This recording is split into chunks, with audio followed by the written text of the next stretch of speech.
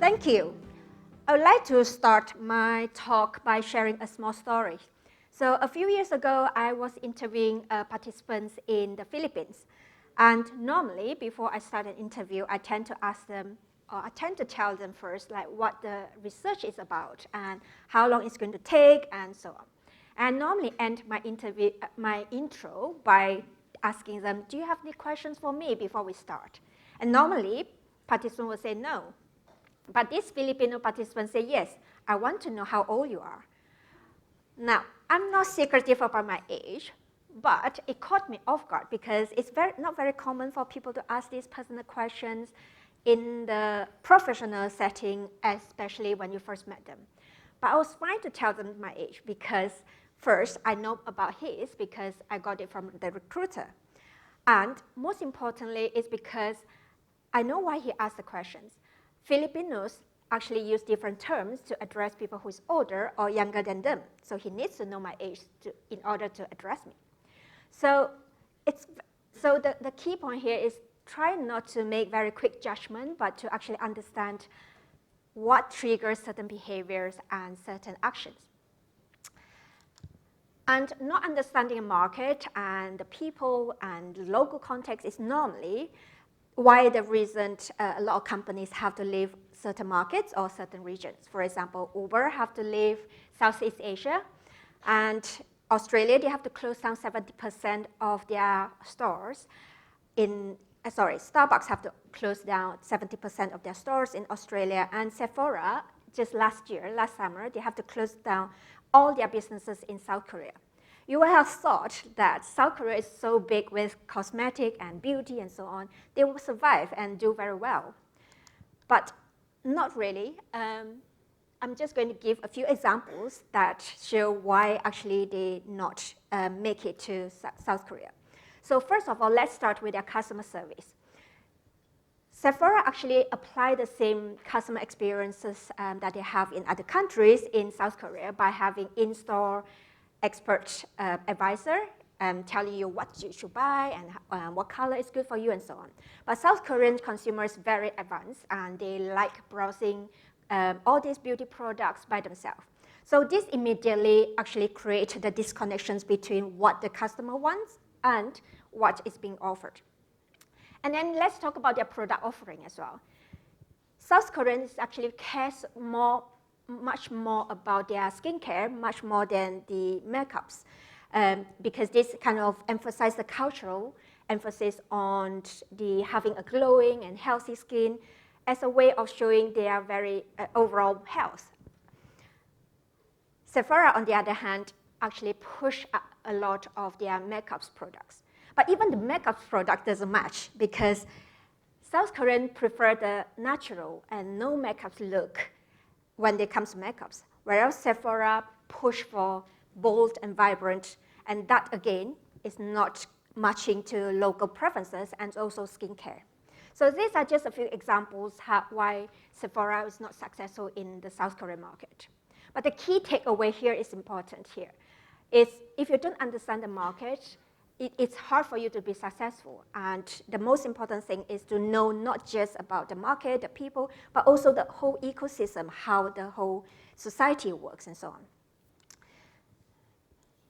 So this is what I've been working with various companies in the last 18 years across different industries to help them to launch in the new market and also to have a sustainable growth as well. And to me, cultural insights and data play a very important role because otherwise, how do you know what product decisions to make, what business strategies to make? You will have to just throw a lot of arrows and hopefully one of them will get to the target. And to me, to navigate the complexity of the global complexities, there are three things that we need to bridge them together, which is culture, strategy, and people. When I talk about people, I don't mean just the people in the country that you are serving or selling to, but also people within the organizations as well. We can see later on a lot more examples on how businesses should work together to make it successful in different markets. So when we talk about local adaptations in terms of business sense, we can see actually there's a quite a good progressions in terms of how businesses approach or transform from local adaptations in the business sense. So in the early 90s until early 2000s, we have this one-size-fits-all mentality. So businesses actually launch in other markets by just launching what they have in the home market. So the mentality was, if it works at home, it will work in other places. And that was fine then because there's not as much competitions and also low customer experience or expectations. And then we kind of move on to another level, which is called surface localizations. And at this point, translations start to get into more popular and localizations terms get into more prevalent. But in this, at this stage, it's still like translating the language into a new market. And maybe they will change some currency, change the currency for other markets, and that is it. But this is a rather shallow way of understanding users or adapting to users because language is just a surface expressions of culture. It's not the core. And then we move on to a bit more functional localizations. I call it functional localizations. It means that apart from languages and currency and so on, companies start to add into a bit more like infrastructures and usability. For example, they will add into the different payment methods, like Ideal in the Netherlands, Alipay in China, or UPI in India, and so on. Or having the local law data protections like GDPR, or social network, like for example, WhatsApp is very popular in many countries, even in professional setting. But in South Korea would be KakaoTalk, and Japan and Taiwan would be Line and so on. And this is fine, but it's still quite a surface level of localizations. And then we move on to where we are now, and also hopefully will be for a longer period of time, where I call it deep cultural adaptations. And this is where the functional localizations, which I just talked about, become table stakes. And now you need to have a deeper connections where you need to resonate, whatever you're offering, need to resonate with the local culture, beliefs, and also assumptions and biases and so on. So even though I call it the evolutions of local adaptations, but it's also a good way to look into where your companies are in terms of localizations maturity. Are you still in the functional localizations, or even worse, surface localizations? We just change the language and currency, and that is all. But to be able to survive and be well and having a successful or sustainable growth in different markets, you actually really need these deep cultural adaptations. And this is what we want to cover more about today in the talk, like what is actually involved and consists of. But let's start with localization as a term. When it comes to talking about local adaptations for business, I tend to try to avoid the term localizations, to be honest, because whenever I talk to a lot of businesses, even C-levels, and ask them, what kind of localizations or local adaptations have you done? And they always say, oh, we've done quite a lot of them. And when I prompt more into that, they will say, yeah, we change the language and we do all the functional localizations that I talk about. So what I do is actually I tend to use the word culturalizations. So think about it as localization is more one-off change, that you change language, you change the currency, and that is it, and you stop there. But culturalization is kind of ongoing journey. You continue to understand your customers, their context, because things might change, and you can't be possibly learn about a culture in one go or in a few years as well. So that's why I use the culturalizations, even though it's not in the dictionary, but it's quite self-explanatory. You will know what that means as well.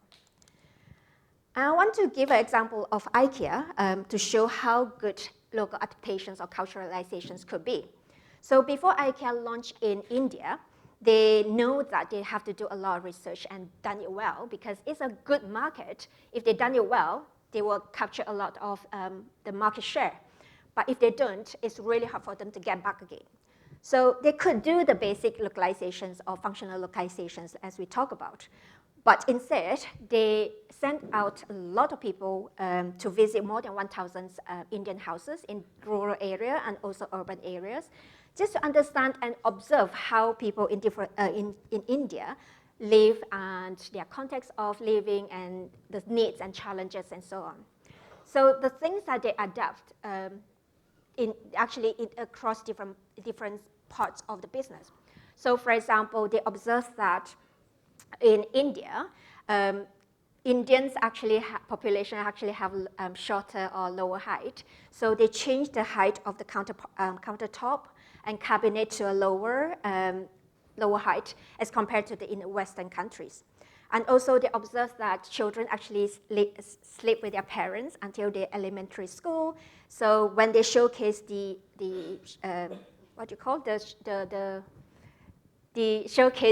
rooms in the store, they actually include the bed, the children's bed, alongside with the parents' bed, and also all the furniture and so on. And they also observe that as a collectivist society, it's very common for family members or friends will pop in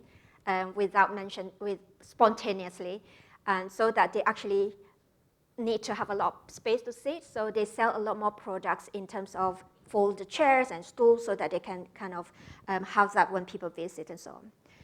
And also they've realized about the price sensitivity mentality they have, so the pricing was also adjusted accordingly as well. There are many more, and we won't have time to cover it today. But it's not only the product lines and operations and so on, even their cafes, they make changes. You know the whole very famous IKEA meatball, they actually also have vegetarian meatball and samosas in their cafe. And also because of how Indians family actually can get together and have a lot of meals and even in IKEA cafes. One of their cafes in Bangalore actually have more than 1,000 seats as well to cater for these kind of needs. So these are examples of like, to be able successful to be in a market, you have to have collaborations between different teams, different departments as well to work together as well. It's not just the ecosystem of your market, but also the ecosystem of your business as well. So this means no matter what role you play in your organizations, you play an important role in helping the businesses to be successful in the market. And as I mentioned very early on, for me, cross-cultural data and insights are very important. And also I like the saying of, it takes the whole village to raise a kid, and it actually takes the whole business to be successful in the market. So this is another example that I want to mention about culturalizations could appear in different forms in a business as well. A few years ago, I worked with Bumble. They already exist in Japan, but they want to grow further. And they came in to say, what should we do? There are a lot of points that we look into, not just the product side. So product, of course, we actually look into all the competitors and know that, filtering, that most of the competitors actually have more than 50 filtering options from heights of age or so on to actually blood type. Do you smoke? Do you help out with the chores? To when is your weekends or day offs? If it is Saturday and Sunday, it's Monday and Tuesday, it's not going to work. So a lot of those, so the immediate feelings of the product team is that we need to build all this because everyone is offering this. It means it's important in Japan. But instead, when we look into that, it's not everything is important, not everything they are looking into. So we manage to prioritize which one is more important so they can save their time to build other things which is more prioritized within the market. But also we look into brand positioning because very surprised to us that there are a lot of online dating sites from I'm getting there to get married, be serious, and then to the point that more hookups and then in between, you have more spiritual. We match because we align with our zodiac and spiritual feelings and so on. So we wanted to see where actually the Bumbles will actually claim the market share. Where should they sit within the market as well? And then you have value propositions, right? Now things change slightly if you are familiar with Bumble, but before that, for years, a woman makes the first move. So if you match, women have to send out the first message within 24 hours before the man can reply within 24 hours to be able to continue. So there was a concern then that does that actually match or clash with Japan's traditional value about women should be less proactive in dating and all these things? Actually, it turned out it wasn't. Things have changed quite a lot in this period of time. So it was fine in a lot of areas. And we look at marketing and pricing as well. Like in Japan, a lot of them, that even single cafes, women actually don't have to pay anything. You can drink as much as you want, and the men have to pay. And that kind of mentality, how does that fit into the culture, but also Bumble as a business as well? Does that have a frictions between the two, or should they actually adapt to the market and so on? So there's a lot of discussions on that. And then there's the regulations, whether you can have ads or not, and so on.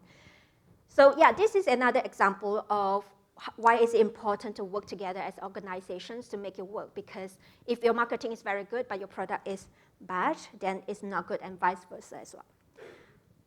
Normally, what we care about is how do we make decisions on how you design your products, how you design your brand positioning or your marketing and so on. And then in order to do that, normally if you are lucky to have the researcher, to have the input from the insights or data or so on, then it will help you to understand your users' mentality and value and the expectations and needs and so on, to help you to say, okay, this is how we're going to design it. But when it comes to cross-cultural insights or cross-cultural growth, that you have to go one step back as well in terms of understanding what actually drives all this behavior and mentality and so on, because there are a lot of things actually trigger it, even geographically could influence how people behave and their mentality and so on. So culture does change everything. So a few quick examples, like for example, in South Korea, if you know, their infrastructure is very fast in terms of Wi-Fi and connections. It's fast and it's available everywhere. So what does that mean to a business then? When you look at most of the streaming services in South Korea, most of them actually don't offer download options as the premium services. So for example, when we work with Spotify before they launch, and we look into that, we can put the price down slightly so that we actually don't have to include the download because it's not what people needed. On the other hand, in Brazil, because a lot of people are actually accessing the internet via low-end devices and unstable networks, so Nubank is very popular in Latin America, designed its entire onboarding flow to cater for that needs. And it's the same in Southeast Asia because a lot of consumers actually don't have a good history or formal history on their credits.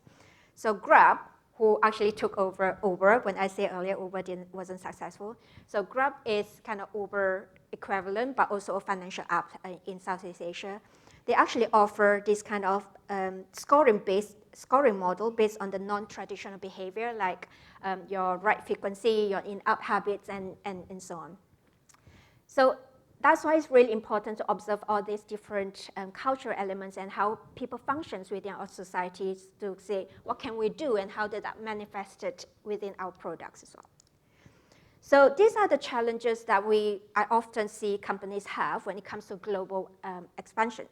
So it comes from choosing the next market, not just to launch, but also to focus on further growth, to aligning scope and success, what the success mean in that market, and then map the cultural to business touch points, means like what kind of culture is relevant to our business, what does that mean to our design and strategy, but also at the same time building cultural insights like knowledge and data and so on.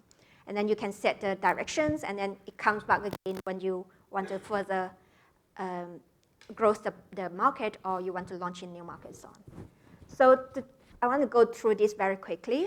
So to choose the next market to launch or scale, it's not just to find the right product fit, but also to understand how the cultural elements match or not fit within your propositions or your product and so on.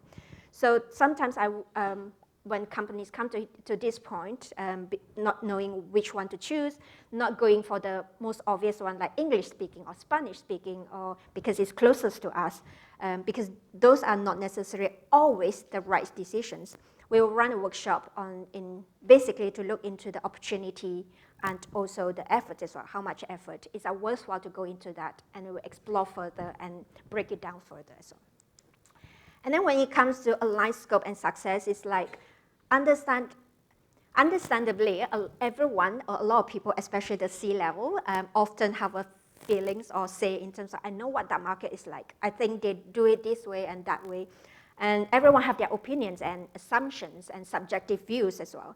So it's very important to bring that together and also to challenge them, like how much you know is right. And also what kind of knowledge gaps that we actually need to identify so that we can fill that gap. So I have a workshop that I run for that. It's called, I call it 4 bucket exercise, which I ran yesterday in a workshop. So it's basically 4 buckets, like you kind of break into everything you know into non-bucket, strong hypothesis, weak hypothesis, and unknowns, and then see what kind of things that we know or we don't know. Anything in the non-bucket means that you can make decisions based on that right away. That's why it's very, very important to make sure not everything is in that bucket. Anything in that bucket, you need to make sure it's backed up by statistic or insights or very strong insight and updated insights and so on. Once I run a remote sessions with 16 stakeholders, and they're all put in the non-bucket because I know it all, and I start to challenge every single post-its, and slowly I can see on corner of my eyes, they start to bring the others to strong hypothesis because they don't have things to back it up. So that is important to do that. I actually mentioned that in my book as well on who to invite, how to run it, and so on. And then when map the culture to business touch points, that is the important bits in terms of, this is a question I always get yesterday in the workshop as well. How do I figure out what cultural aspects to look into? Like, because culture is so huge, like what points do we need to know and what?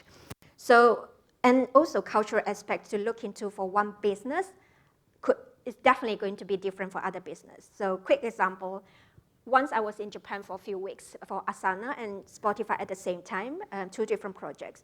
And it's the same culture, right, Japan.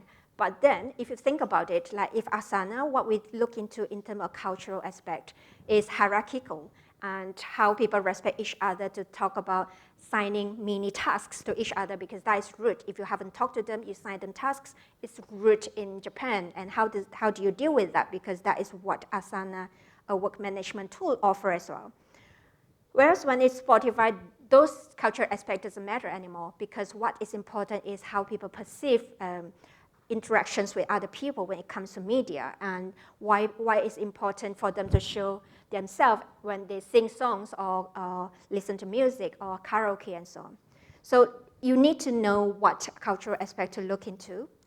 And it's not easy. So I actually put together 28 cultural cards that I have. So it's basically have different elements within that you can help you to think about, oh, if we think about digital infrastructure, what does that mean to my business? And how does that manifest it and so on. So for example, I have another one called religious and spiritual context. So it's like how religious practices, spiritual beliefs, and ritual observant and sacred boundaries are shaping cultural behavior. So what does that mean? So for example, you are launching in Saudi Arabia. In Saudi Arabia, we know that Islamic values shape daily life, emphasizing devotion and community and self-discipline. So what does that mean if you are an audio streaming company like Spotify or audiobook or podcast? It means that when Ramadan happens, actually, because it's so important to them in religiously, people actually tend not to listen to anything because they want to recite their Quran and they want to be with family, be quiet and so on. So in that instance, what does that mean to your products? You can see actually drop out rate quite a lot, and because people are just not using it, so they kind of cancel the subscription. But as a product, you could actually offer something like automatically pause for a month and then automatically come back because then people actually don't have to make the effort to resubscribe again. It's there. So you can think about what is actually influencing them and then what does that mean to a business and what decisions you could make and so on. So there are lots of them that and you can use that to brainstorm and so on as well.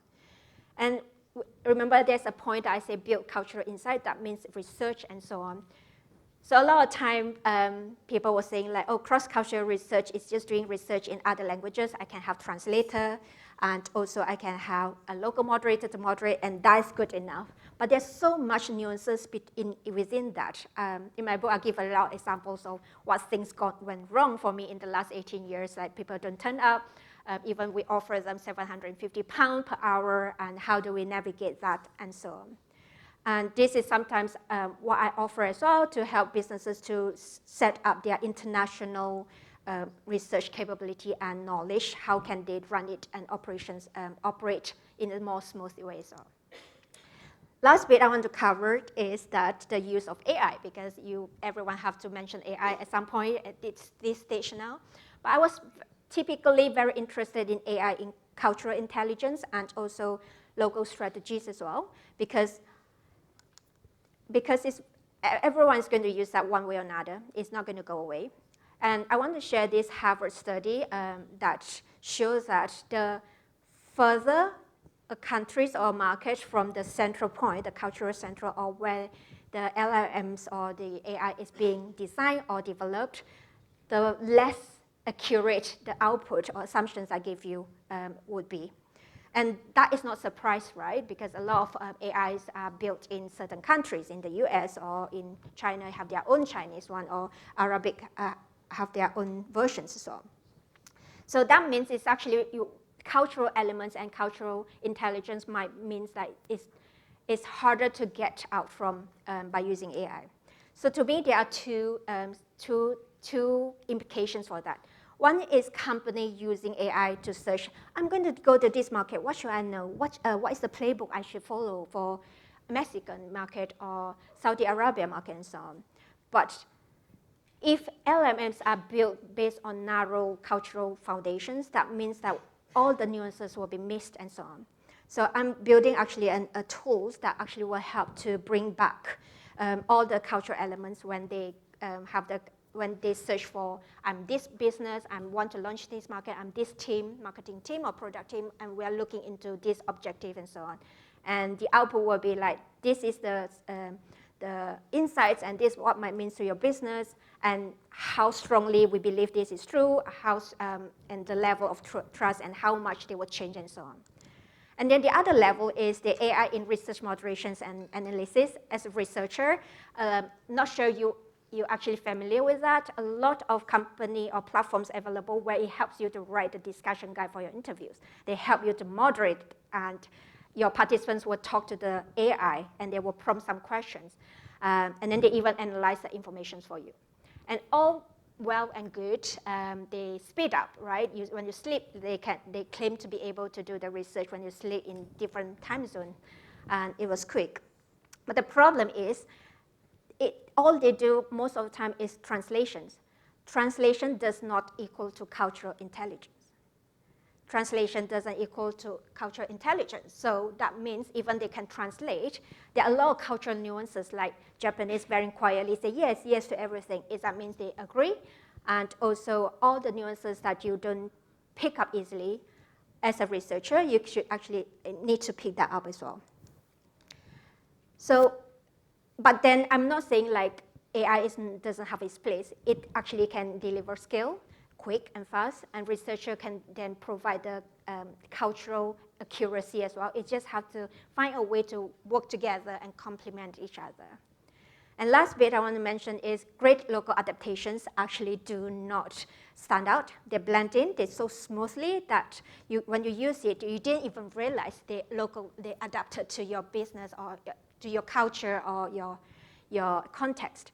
But if it doesn't work, you will realize it. So a quick example. In the UK, we use date, month, and year. But in America, you use month, date, and year. So if you book your concert tickets or flight and everything, or a hotel accommodation, you got it wrong, what will happen? You'll get annoyed. You won't book it, and you probably won't come back again. So it's important to do that right. And a lot of people come to me saying, oh, it's very, CPO even says it's very overwhelming to ask, like, where do we even start? And it actually doesn't have to. Depending on where you are in your business, there's a way to kind of find a way to start, and you don't have to do it right at all in one go. So if you find it really complicated, don't know where to start, find me on LinkedIn, email me, and I'm happy to chat as well. So thank you.